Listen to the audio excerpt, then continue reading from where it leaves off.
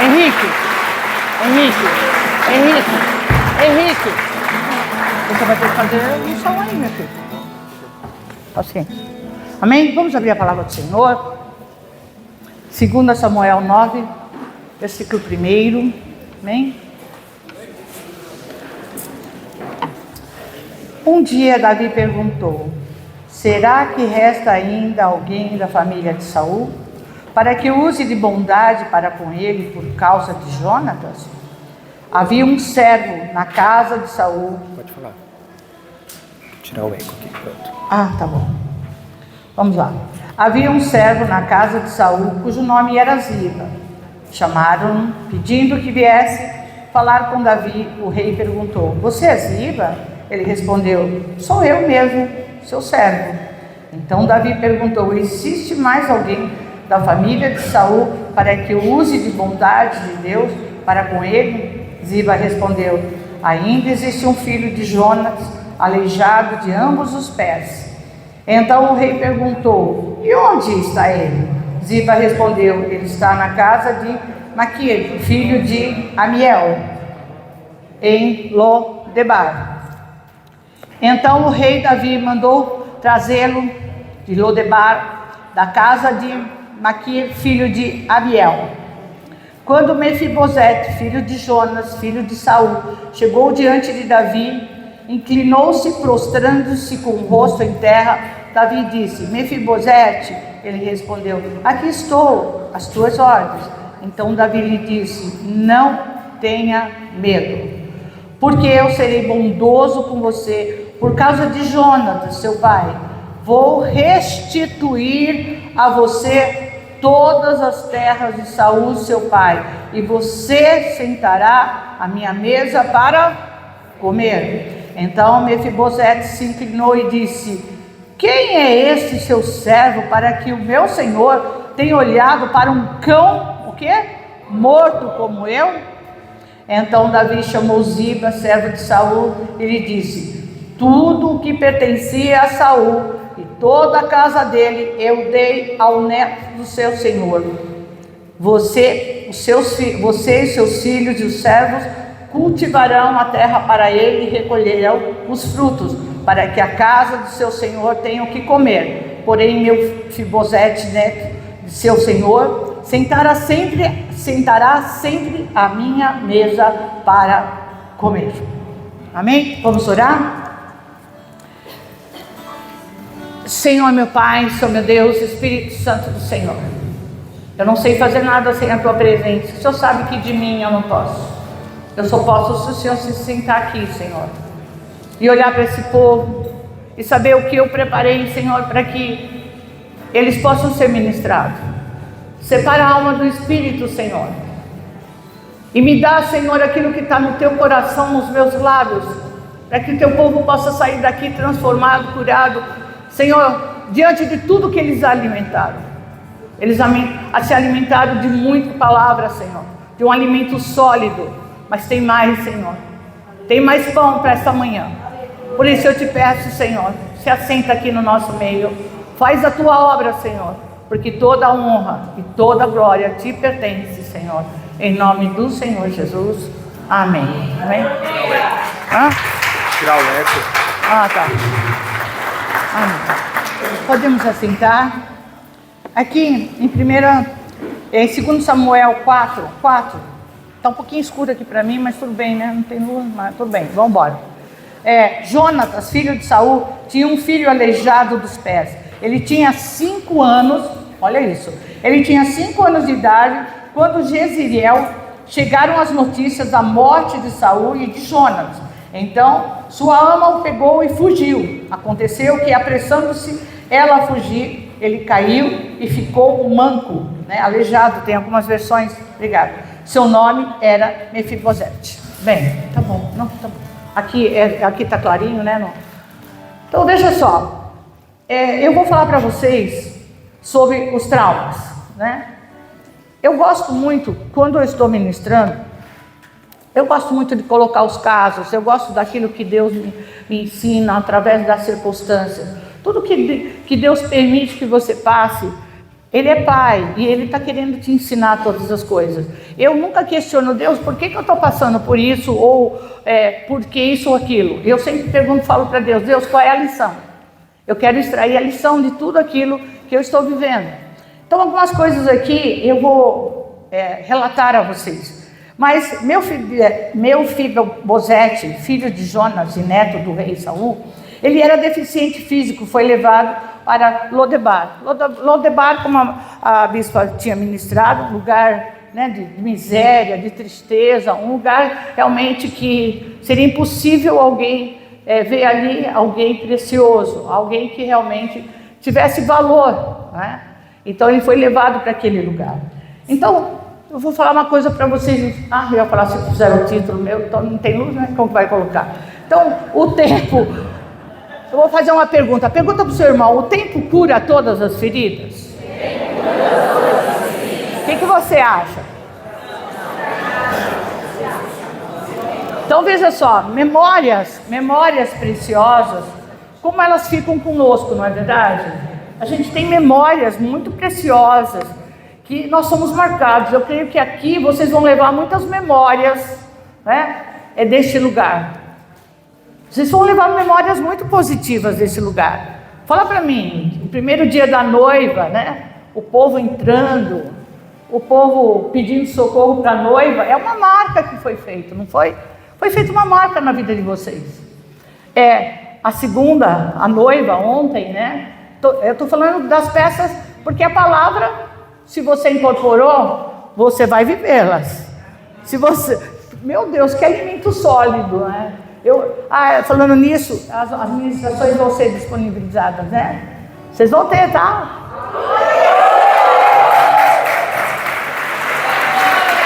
Pastor Caio vai providenciar isso no grupo. Se você não está no grupo, fale com ele. Amém? Eu vou parar, vou ouvir tudo de novo. Quero ouvir tudo, gente. Eu quero ouvir umas 10 vezes, muita coisa aqui que foi colocada, né? As noivas ontem, gente do céu, a hora que elas estavam batendo naquela porta, meu Deus, deu uma dor no meu coração. Eu comecei a chorar. E nós tivemos testemunho, porque Deus, Ele sempre falou comigo sobre o lúdico, né? Eu não sou tão capacitada para as meninas, mas Deus fala algumas coisas, Ele me ensina. Tudo que eu aprendi foi com o Senhor. E o lúdico, né? Como as pessoas se identificam. Nós tivemos testemunho maravilhoso através do lúdico. Ontem, quando fechou aquela porta, que elas começaram a gritar, gente do céu, e deu uma dor, uma vontade de chorar. Quem foi impactado ontem também? Meu Deus do céu, né? E hoje nós temos mais para vocês. Gente, intercede, eu preciso do louvor. A administração até eu consigo, mas no louvor, eu combinei tudo direitinho, né? Como o Senhor faz do jeito que Ele quer, está tudo certo. Então veja só. O que não pode ser enfrentado e suportado, muitas vezes, sendo uma situação desagradável, ela é negada, é escondida. Muitas vezes porque memórias reprimidas de uma situação, um trauma, né? Muitas vezes elas são tão doloridas que eu não quero expressar, eu não quero falar, eu quero esconder. Mas não quer dizer que elas não estão lá. Porque o inimigo sabe como marcar as pessoas, né? É o que o bispo Ricardo estava falando, ele sabe, ele vai mexendo nas emoções, ele vai mexendo nos sentimentos, porque ele assistiu toda a trajetória daquela vida, porque ele odeia a criação de Deus, né? Por isso que estão criando agora, né? Até bebês, porque ele odeia a criação, e ele quer, na verdade, mostrar que ele é igual ao Senhor, né? Então veja só, memórias reprimidas muitas vezes, mas ali, se você vai conversar com a pessoa, ela está ali escondidinha, né? Mas em determinado momento ela pode realmente ressurgir, diante de uma situação, diante de um fato, diante de uma perda, ou até mesmo, né, alguma situação que o inimigo, como elas falam mesmo, abrir a janela killer, abrir uma janela de morte, não é isso? Então veja só, o trauma psicológico ocorre quando alguém sofreu um acidente, uma violência ou um desastre. Amém? Então, por exemplo, uma coisa súbita, uma coisa que a pessoa não espera, né? Uma coisa que uma violência, por exemplo, um acidente, de repente, ali vai ficar uma marca, é um trauma, né? A pessoa levou aquele baque, não esperava aquela situação. Então veja só, o trauma é um nível extremo de estresse que leva o organismo ao seu limite emocional e pode ter consequências graves, como depressão, suicídio. Então vai levar a pessoa num nível extremo de estresse naquele momento, né? Porque ela não esperava, então vai mexer com o emocional dela. E eu imagino aqui, o que aconteceu com ele? Porque na hora que a ama dele quis protegê-lo, e ela, coitada, deve ter corrido demais, porque já imaginou, para quebrar os pés?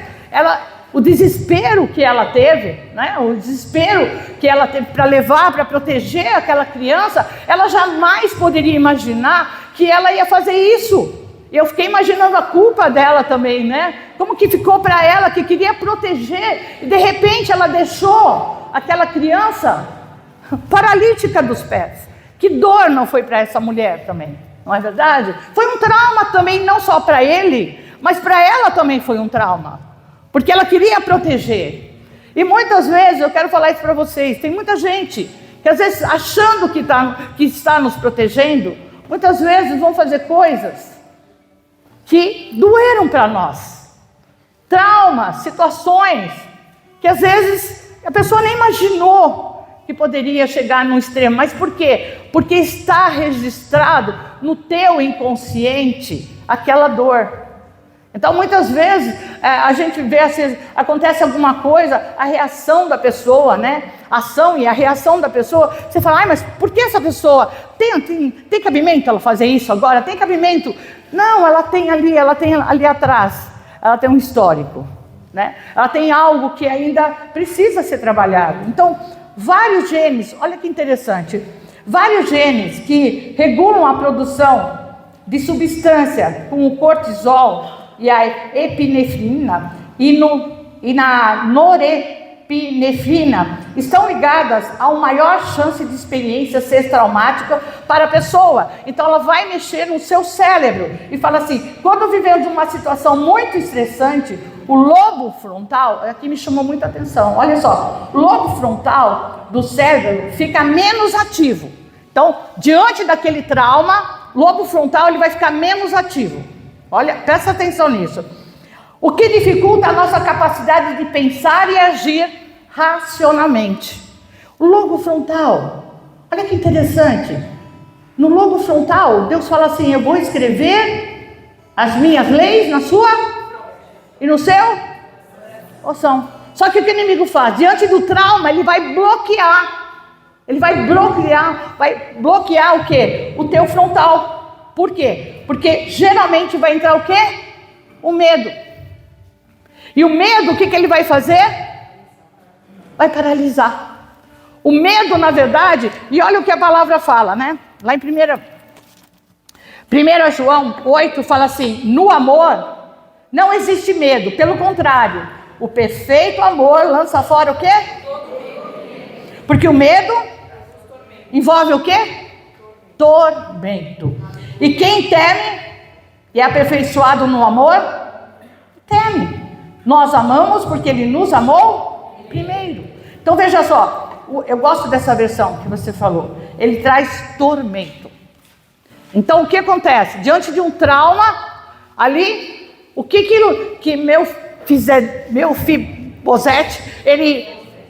Mefibosete, o que ele ficou? Com medo.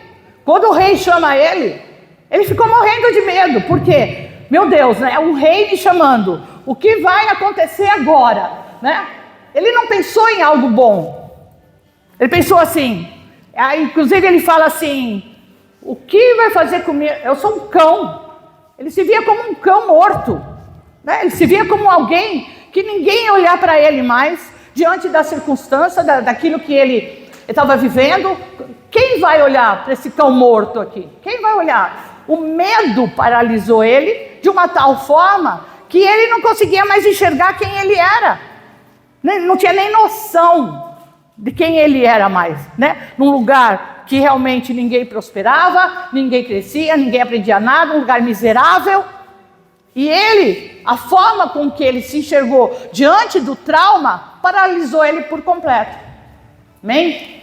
Então veja só, o que acontece? O inimigo, ele vai registrar no teu cérebro reptiliano aquele trauma, aquelas imagens, aquela dor. Tanto é que quando a pessoa fala, ela vai falar em detalhes. Já repararam isso? Tem muita coisa que ela não lembra. Mas se você falar daquele trauma, daquela situação, ela vai lembrar de detalhes, da hora, do lugar. É impressionante isso. Por quê? Porque o inimigo conseguiu fazer um registro no inconsciente dela que deixou ela marcada com aquela situação. Então, olha só que interessante. Fala assim, ó, os transtornos, né? Após algum evento traumático, físico, emocional vivido, ou testemunho, pode ocorrer em qualquer idade. Em qualquer idade. Ele tinha 5 anos. Eu creio que ele foi extremamente marcado com 5 anos, indo para um lugar que não havia perspectiva de prosperidade, não havia como mudar aquele histórico dele, né? Então ele se viu assim, acabou, para mim acabou, não tem mais futuro, não tem mais o que fazer diante dessa situação. Então olha só, o indivíduo revive constantemente a situação e lugares que relembram o trauma, com a presença de sintomas ansiosos e depressivos. Quantas pessoas hoje não estão depressivas? Quantas pessoas hoje não estão ansiosas? E muitas pessoas, elas não entendem que elas precisam passar por essa cura, elas precisam passar por essa libertação. Ah, mas ficou lá escondidinho. Ficou escondidinho aparentemente, porque dói e a pessoa não quer ir lá. Já viu aquela pessoa que está sofrendo muito e ela fala assim, não quero falar, não quero ter contato com ninguém? Já viu isso? Não quero falar. Sabe por que o inimigo quer? Que a pessoa se cale. Porque aí vai ficar um tormento dentro dela. Vai ficar um tormento dentro dela. Entendeu? Então, mas como que eu vou falar sobre isso? Sobre esse trauma? Eu vou pedir desculpas a algumas pessoas aqui, porque elas vão se identificar e eu esqueci. Foi tanta coisa, tantas emoções esses dias, que eu esqueci de falar para elas que eu vou dar um texto. Eu vou falar alguns casos, tá? Mas não estou expondo ninguém, porque eu não vou falar o nome, vocês não sabem quem é, amém? É só para a pessoa não sentir, né? Tem situações que a pessoa, ela jamais imagina que ela está presa naquele lugar. Ela jamais imagina, mas foi um trauma. Foi algo que mexeu com a identidade dela. Foi profundo. Um dia, Deus estava mostrando para mim, que eu oro muito, eu falo, Deus me ensina esse caminho, eu não sei nada.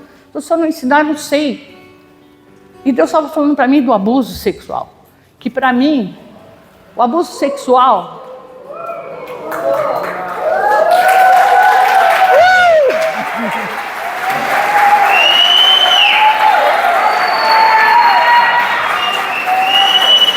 Aleluia! Eu falei, mas estou batendo palma para o abuso sexual, não estava entendendo nada. Gente, eu não estava entendendo nada.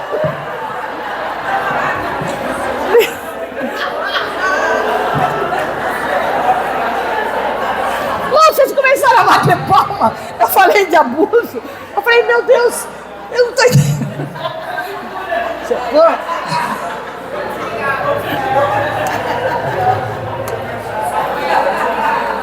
Essa foi demais. Vocês deixaram uma anciã de dias confusa agora. Vamos voltar, gente. É sério. E o senhor estava falando comigo sobre abuso sexual. E eu montei um PowerPoint e eu mostrei para uma pessoa o que Deus estava falando comigo. E essa pessoa, eu poderia até falar porque ela fala em sala de aula, mas eu não vou expor, tá bom? Porque eu também não pedi licença, então não vou fazer isso. E eu deixei para ela ver o que Deus tinha me mostrado em relação ao abuso sexual. É um trauma, né? É uma violência contra a identidade da criança, principalmente na criança, porque o inimigo sempre faz isso. Ele marca uma criança para ter um adulto problemático. Ele faz dessa forma. E essa pessoa, eu não tinha detalhes sobre a vida dela, eu só mostrei o estudo. um estudo que eu fiz sobre aborto sexual, sobre abuso sexual. Vocês só me ficam rindo, vocês me tiram fora da concentração. Então, o que aconteceu? De repente ela parou de falar comigo. Eu tinha mandado só estudo, tinha feito em PowerPoint, faz muito tempo isso. Aí ela parou de falar comigo, não falou mais nada. Ficou uns 2, 3 dias sem falar comigo. E eu não entendi. Falei, ué, o que eu falei? Até pensei assim, meu Deus, será que eu falei alguma coisa para ela que ela se ofendeu? Mas eu não sabia o histórico dela, eu não sabia detalhes do histórico dela, eu não tinha nem noção do que ela tinha passado. Aí passou uns 3 dias, ela me chamou. Eu não vou falar detalhes porque esse povo aqui, ó, é antenado. Eles logo pegam o que eu estou falando. São antenados, vocês não têm noção. Aí o que aconteceu? Aí depois de 3 dias ela me procurou. Ela falou, sabe o que aconteceu comigo? Eu falei, o quê? Quando eu estava vendo aquelas imagens, eu percebi que eu estava presa no colo do meu pai. Eu fui abusada pelo meu pai. E eu percebi que eu não saí do colo do meu pai. Porque como é muita dor, a pessoa está lá no inconsciente. Mas o inimigo viu. Porque o inimigo fica ao derredor da onde? Da nossa alma. Por isso que o Senhor fez expiação pela nossa alma, para nos dar liberdade de escolha agora. Eu posso escolher andar nos traumas, na alma, na dor, mas também eu posso obrigar a minha alma a se calar, porque a alma faz muito barulho, e ir para o Espírito. Estão entendendo? Amém? E foi assim que a gente começou a trabalhar com ela. Por quê? Porque houve um período de religiosidade, de julgamento na vida dela. Houve um período que a religiosidade, ela julga, ela põe um X nas costas das pessoas, mas nunca sentaram para ouvir o que aquela pessoa passou. O que está dentro dela, qual é a dor dela. Claro que a partir daí foi simples o inimigo colocar um sofisma e uma mentira na vida dela, na sua identidade. Estão comigo? Vem? Vamos caminhar mais um pouco. A pessoa tende a armazenar principalmente informações sensoriais do evento, como cheiro, sono, imagens, mas registra detalhes especificamente. Tem pessoas que elas estão na igreja, de repente elas não entendem certos comportamentos, certas atitudes delas, elas não entendem. Mas por que eu estou na igreja, ainda sinto, ainda vejo, e o cheiro ainda, né? Porque foram situações traumáticas que ela viveu, estão registradas no seu cérebro, reptiliano. O que o inimigo quer fazer? Um loop. Tem um rapaz que eu atendi há muitos anos atrás, e foi num momento muito dolorido da minha vida. Meu ex-marido servia ao Senhor, ele foi embora, se prostituiu, foi embora, e eu estava dentro da igreja. Eu falava, eu não entendo porquê. Eu estava dentro da igreja, meus filhos estavam dentro da igreja, por onde entrou, Senhor? Eu não sei, não entendi. Mas eu tenho uma coisa, eu falei para vocês, não me pergunte por quê. Eu falo, tá bom, Deus, o Senhor permitiu, agora eu quero a lição. E vou falar uma coisa para vocês, eu só cheguei aqui por causa da lição dele sair. Porque até então eu tinha uma família muito tranquila. E esse menino, ele veio me procurar. Veio me procurar num dia muito triste. Eu estava na Lins Vasconcelos, e eu falei, Deus, hoje eu não quero falar com ninguém, eu só quero chorar na tua presença. Deixa eu chorar, eu preciso chorar. Como eu era presbítera, eu tinha muita vergonha de chorar na frente dos outros, porque pela religiosidade te ensinaram que você não pode chorar. Você pode sim, na presença do Senhor, é o melhor lugar para você chorar, tá? Religiosidade fala que você tem que ter uma aparência, você tem que ter essência. Amém? Então veja só, Aí eu subi, fiquei lá em cima, parte de cima, sentei num canto. Falei, Deus, não quero falar com ninguém hoje, por favor, não quero. Quero falar com ninguém, Pai. Só quero ouvir tua voz. Você ficava na parte de baixo. Quando terminou o culto, que eu virei, e um rapaz muito bonito, muito bonito. Ele disse para mim, Deus falou comigo que a senhora ia estar aqui hoje. Eu dentro de mim, o senhor está de brincadeira, que eu falei que eu não quero falar com ninguém, eu não quero ministrar ninguém hoje, o senhor está de brincadeira. E o menino falou assim para mim, rapaz lindo, eu tenho problema de identidade. E Deus falou para mim que a senhora estaria de manhã aqui. Olha isso, eu nunca ia de manhã. Mas era um domingo. E eu não queria ficar sozinha dentro de casa. Eu sou família italiana, gosta de mesa, farta, gosta de gente. Meu marido foi embora, minha filha foi estudar fora. Meu filho, 16 anos, o pai não veio, aniversário dele, ele era assim com o pai. Nós não entendíamos nada do que estava acontecendo. Ele ficou marcado, o pai não veio no dia do aniversário dele. O pai não deixava ele ir na esquina sozinho. Eu falei, Deus, eu não tenho força para ministrar ninguém, não faz isso comigo. Aquele menino lindo na minha frente, pior que ele não saía da minha frente, porque eu virei para sair, ele ficou na minha frente, como dizendo, Deus falou, eu vou pegar aqui, eu vou te pegar aqui. Ele falou, eu tenho um problema de identidade. E Deus falou que a senhora vai me ajudar. Eu falei, querido, não tenho condições de te ajudar em nada, nada, mas sabe o que é nada? Eu pensei, você vai me desculpar, mas eu tenho que ser sincera com você. E eu também não conheço nada dessa área, eu não sei nada sobre isso, querido. Como dizer, eu estou tão estrupiada, como diz o italiano. Como que eu vou te ajudar em quê, meu filho? O que eu vou te ajudar? Não posso te ajudar. E ele me contou. A mãe dele trabalhava muito, muito. Tem uma história longa que eu não posso contar os detalhes, tá? Mas eu adotei o menino, porque tudo que vem a mim, eu não desisto. Então eu comecei a trabalhar com ele. Naquele dia eu falei para ele, olha, eu só sei que tem um livro aí na livraria, eu vou comprar para mim e para você. Eu comprei o livro para mim e para ele. Aí, olha que interessante, foi daí que começou. Uma parte que Deus começou a me ensinar, a trabalhar a identidade das pessoas que foram feridas. Bem? E aí o que aconteceu? Eu comecei a acompanhar. A mãe trabalhava demais, demais da conta. E aí, a mãe deixava ele num colégio, ali na saúde, um colégio cristão, católico. A mãe deixava ele lá o tempo todo, porque ela era mãe solteira. Sabe o que os padres faziam? Trancavam os meninos no quarto.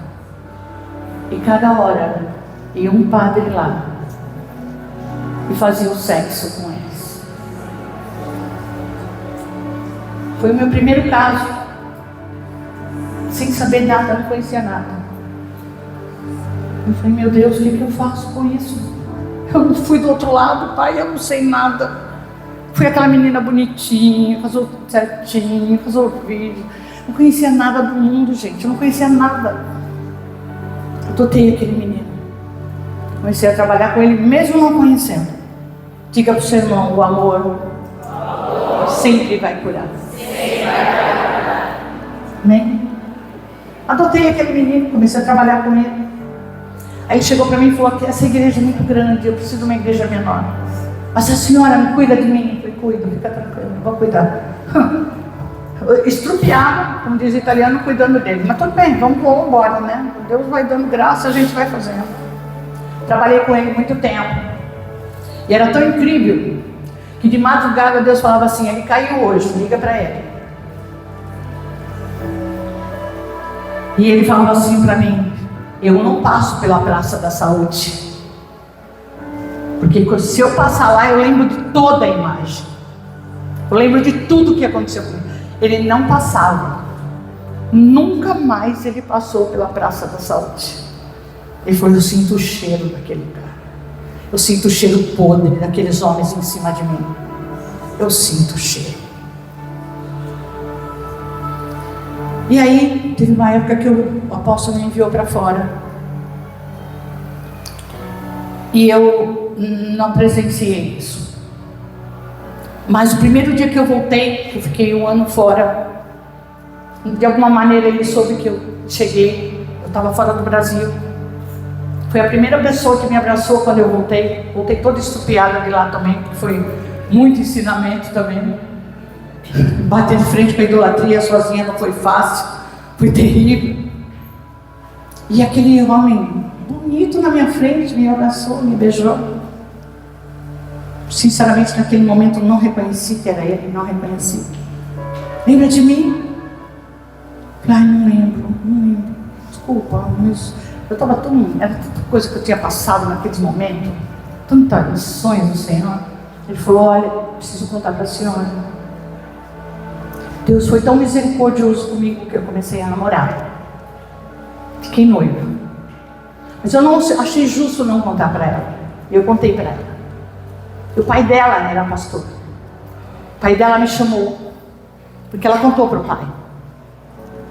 E o pai chegou para ele e falou assim: pode deixar, eu vou estar com você, eu vou te ajudar, eu vou fazer o resgate da paternidade que você não teve.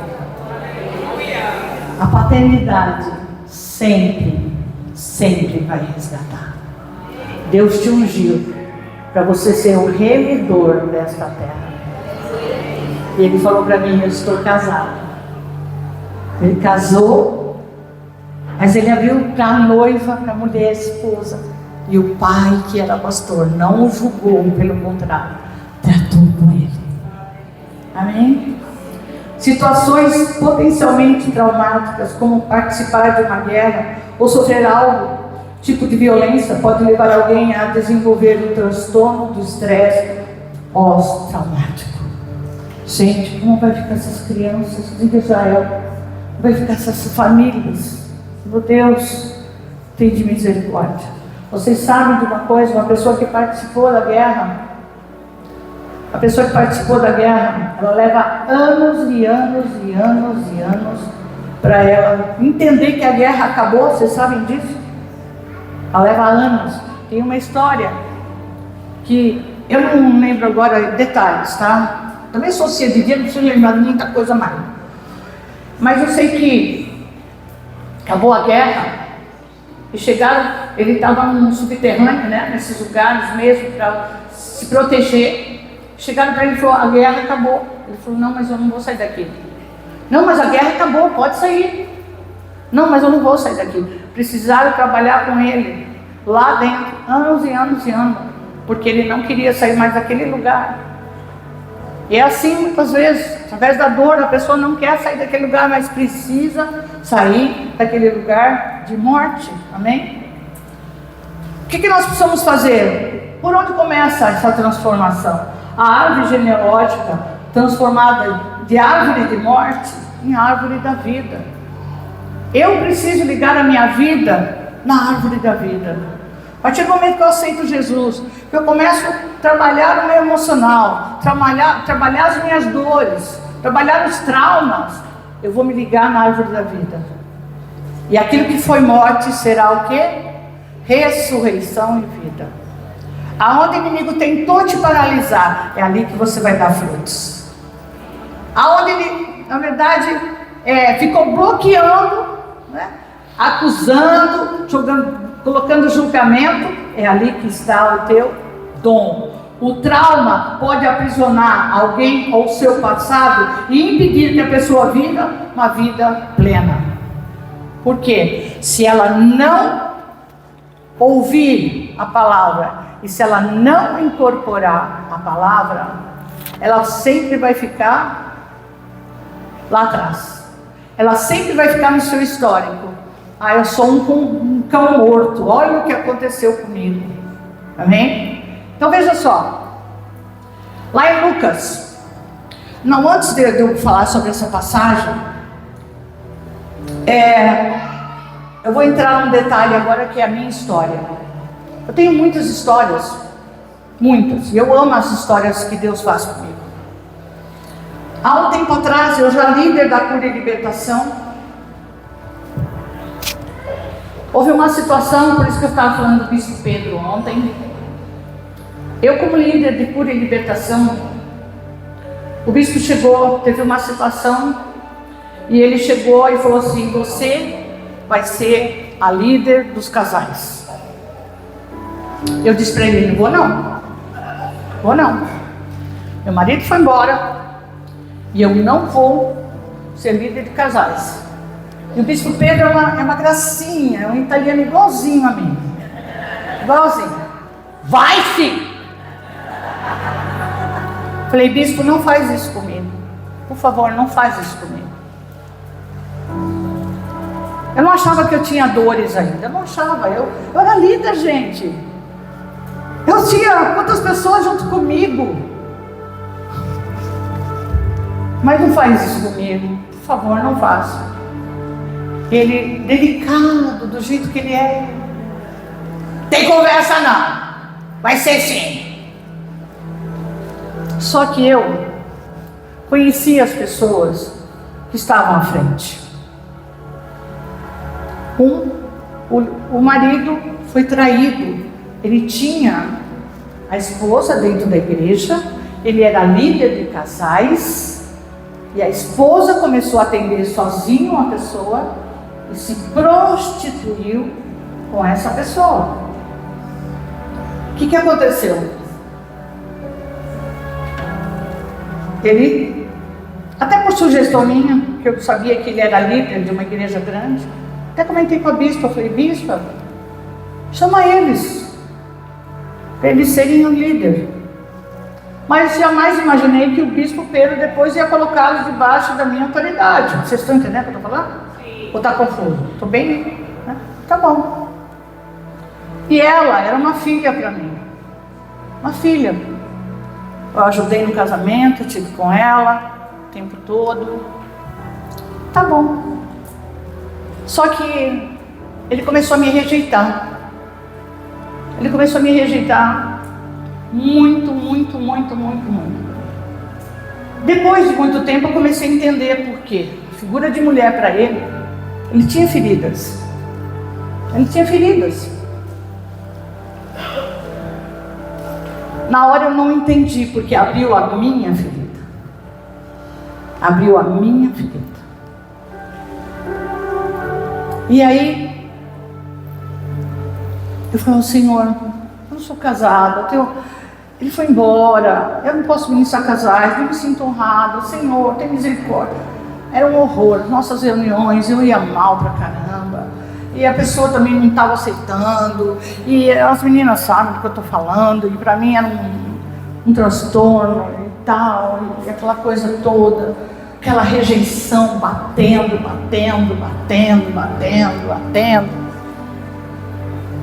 Eu chorava. Eu vou contar toda a história, vocês que vão me aguentar hoje. Aí, eu gosto de rasgar o meu coração. Eu gosto de ser circuncidada. Sabe por quê? Porque eu ponho o inimigo debaixo dos meus pés. Quando eu sou circuncidado. Aí, tá bom. Comecei a clamar.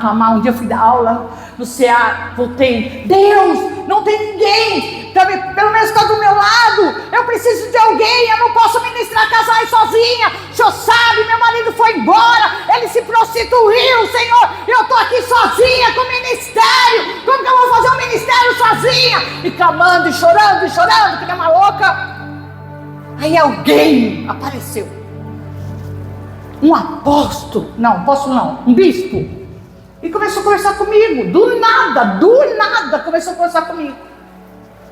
E aí, na minha cabeça, eu já resolvi o problema. Falei: ele é bispo, ele conhece a palavra, glória a Deus, ele vai me ministrar também. Você curada, vou ser liberta, vou ter um referencial, vou ter um homem do meu lado. Ai, obrigado, Senhor, muito obrigado. E ele tinha a mesma história que eu tinha. Mas aí eu comecei a voltar, eu falei, você não está mais na Renascer? Não estou mais na Renascer. Eu falei, meu Deus, já arrumei confusão com a minha cabeça. Não era da Renascer.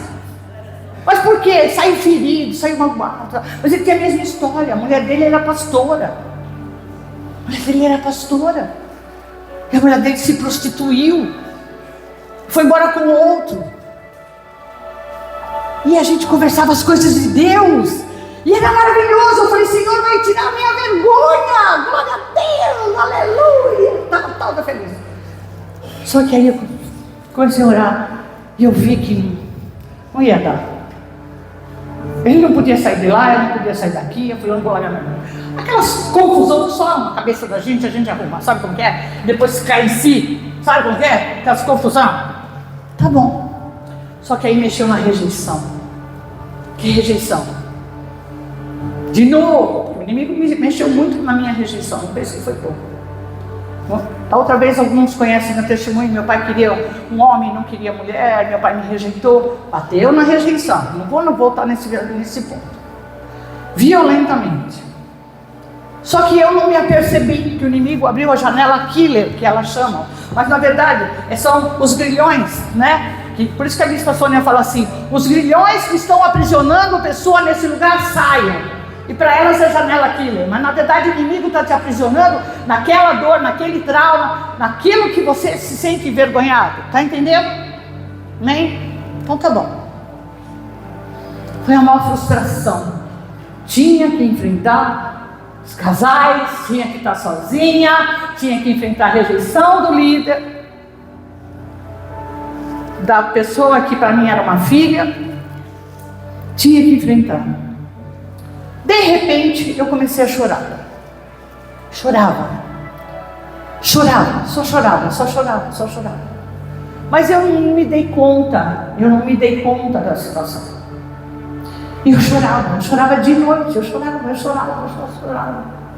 Eu falava, mas a minha casa está bem, meus filhos estão bem, eu tenho comida, eu tenho tudo. Porque eu só estou chorando, eu só choro.